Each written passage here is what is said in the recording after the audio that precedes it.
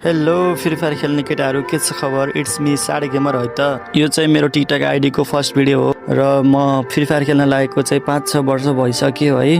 तर मैले free fire खेलेर फ्री फायरबाट चाहिँ केही उपलब्धि पाएन, त्यसैले म चाहिँ एउटा टिकटकमा केही आफ्नो जानेको कुराहरू होइन त्यसपछि एउटा कन्टेन्ट बनाउँछु भनेर चाहिँ म टिकटकमा आएको छु। आशा छ हजुरहरूले मलाई माया गरिदिनुहुन्छ। एउटा कन्टेन्ट क्रिएटरलाई अडियन्सको माया जति ठुलो कुराहरू केही पनि हुँदैन है। म फ्री फायर खेल्न लागेको यत्रो वर्ष भइसक्यो तर पनि मसँग केही पनि उपलब्धि भएन, न पढाइ भयो न त के नै जब नै भयो होइन। पढाइ नभएपछि जब पनि हुने कुरा भएन है। फ्री फायर खेलिसकेपछि त फ्री फायरमै केही गर्न पर्यो भनेर चाहिँ फ्री फायरमा आएको छु। यत्रो वर्ष फ्री फायर खेल्यो है, फ्री फायर खेलेपछि त केही एउटा उपलब्धि गर्नै पर्यो भनेर अनि फ्री फायरमै म लागि परेँ है। फ्री फायर एकदम छोड्न नै गाह्रो के, एकदम लत बसिसक्यो है। साथीहरूको सङ्गतले खेलियो, साथीसँग पहिला कति रमाइन्थ्यो है। त्यो साथीहरू चाहिँ छोडेर अब अन्तै काममा लागिसकेको छ। तर म भने फ्री फायरमा छु, अझै पनि छ नि त फ्री फायरको माया त।